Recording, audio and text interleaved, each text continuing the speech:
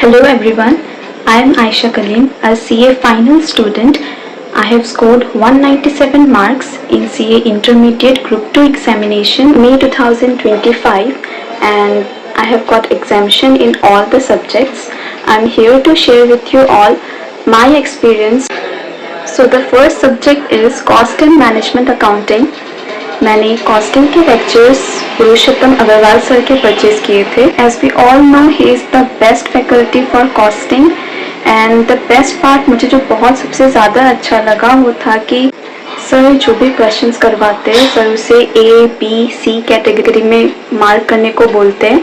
तो उससे होता है कि जो भी इम्पॉर्टेंट क्वेश्चन है जिसे हमने A मार्क किया है वो मल्टीपल टाइम्स हमारा रिवाइज हो जाता है. जब भी हम रिवाइज करेंगे तो A कैटेगरी वाले को हमें रिवाइज करना ही करना है.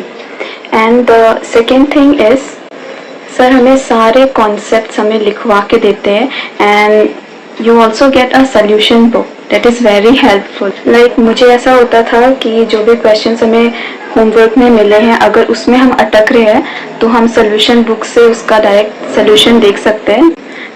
टॉकिंग अबाउट ऑडिट, मैंने ऑडिट के लेक्चर्स मोहित अग्रवाल सर के परचेज किए.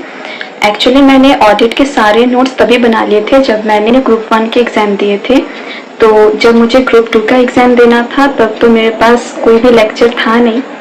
तो लकीली मुझे यूट्यूब पे ऋषभ जैन सर का free audit fast track videos मुझे फ्री में मिल गए यूट्यूब पे. तो वो मेरे लिए बहुत हेल्पफुल था एंड आई वुड से कि मुझे 72 मार्क्स इन ऑडिट सिर्फ उसके वजह से ही मिला है, ऋषभ जैन सर. एंड मैंने कुछ और भी फैकल्टीज़ के रिविजन लेक्चर्स देखे जैसे कि अंकुश चिरीमार सर. ऑडिट के लिए आई वुड रेकमेंड कि आप किसी भी फैकल्टी का एक क्वेश्चन बैंक ज़रूर सॉल्व करना. उससे हमें पता चलता है कि RTP MTP में कैसे क्वेश्चंस आते हैं एंड ICI को कैसा आंसर चाहिए एग्ज़ाम में वो हमें पता चलता है जब हम क्वेश्चन बैंक पूरा सॉल्व करते हैं. FMSM का क्लास मैंने स्वप्निल पत्नी सर का लिया था SPC गुरुकुल से.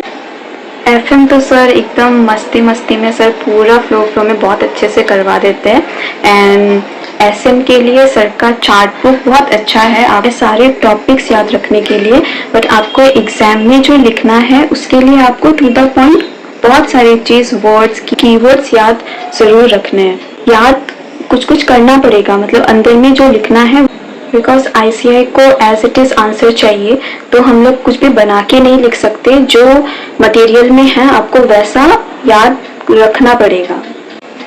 ऐसे बहुत छोटा सा है, स्कोरिंग भी है, डिपेंड करता है जिसे SM अच्छा लगता है या FM. मुझे तो दोनों ही ठीक था पर SM मैंने बहुत अच्छे से किया था. मतलब जो भी है एडवांटेजेस डिसएडवांटेजेस मैंने सब कुछ याद करके लिखा था एग्ज़ाम में एंड मार्क्स भी अच्छे ही आए, एग्जामेशन मिला मुझे. फाइनली आई वुड रेकमेंड कि आप एग्ज़ाम से एटलीस्ट 15 डेज पहले एटलीस्ट 2 मॉक टेस्ट ज़रूर लिखना.